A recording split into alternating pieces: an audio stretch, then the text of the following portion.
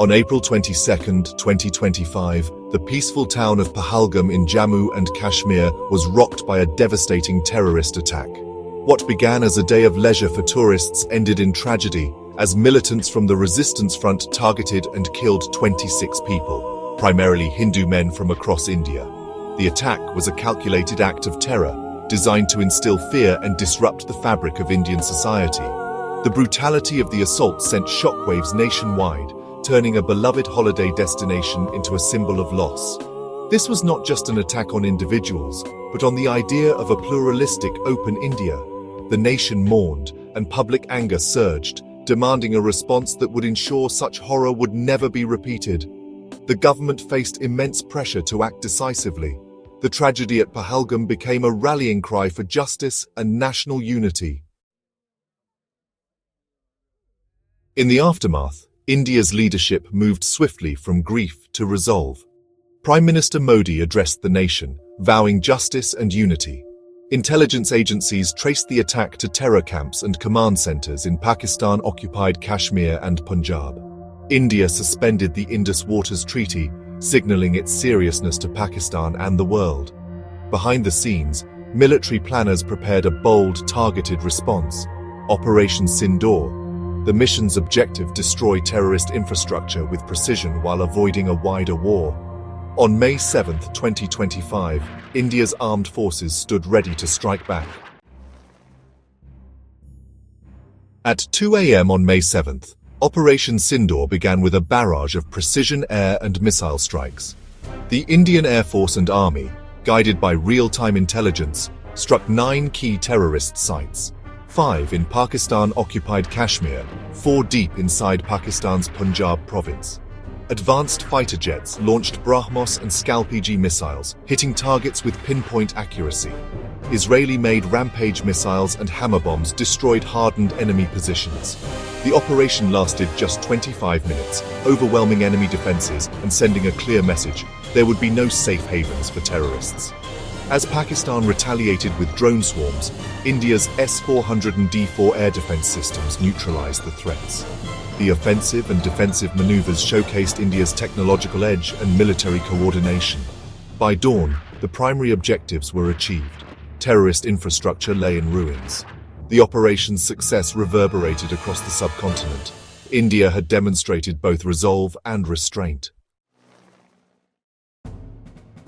Operation Sindoor was a showcase of modern warfare: precision, speed, and advanced technology. India's BrahMos and Scalp-G missiles enabled deep strikes without crossing borders, minimizing risk to pilots. Israeli drones and loitering munitions hunted enemy radars, while the indigenous D-4 system countered Pakistani drones. The S-400 air defense system intercepted incoming missiles as Pakistan retaliated with Fatah ballistic missiles. For 4 days, the skies and borders saw intense exchanges: jets, drones, artillery, and tanks.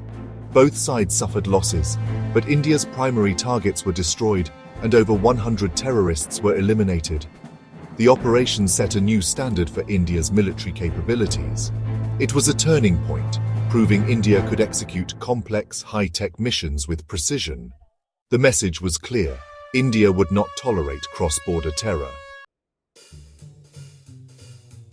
As the military crisis unfolded, diplomacy took center stage.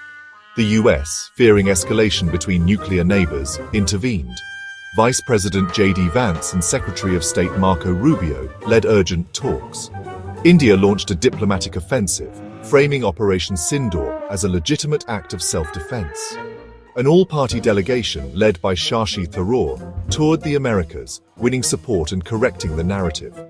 Colombia, after hearing India's case, withdrew its initial statement of condolence for Pakistan. A US-brokered ceasefire was reached after 4 days, with military leaders from both sides formalizing the agreement. India emerged diplomatically stronger, having isolated Pakistan on the issue of cross-border terrorism. The guns fell silent, but the diplomatic victory was clear. The name Sindoor carried deep symbolism. Sindoor, the red vermilion worn by married Hindu women, represents prosperity and the well-being of husbands. Naming the operation honored the widows of Pahalgam, turning a military mission into a national act of mourning and resolve. It was a promise that the nation would not forget the victims or the families left behind. The symbolism united the country, framing the operation as a defense of family and honor. Special trains, the Sindoor Shraddhanjali Express and Sindoor Vijay Express, traveled the nation, memorializing the victims and celebrating the soldiers' valor. Operation Sindoor became more than a strike. It was a sacred duty fulfilled. Operation Sindoor achieved its military and strategic goals, crippling terror networks and showcasing India's new military doctrine.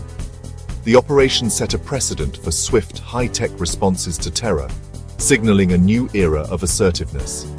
National pride surged and unity deepened as citizens rallied behind the armed forces. Diplomatically, India shaped the global narrative, reinforcing its right to self-defense. The crisis reminded the nation of the constant threat, but also of its capacity to overcome adversity. Operation Sindoor became a symbol of a confident, united, and technologically advanced India. The tragedy at Pahalgam forged a stronger sense of solidarity. The memory of the victims and the valor of the soldiers will inspire generations to defend India's sovereignty.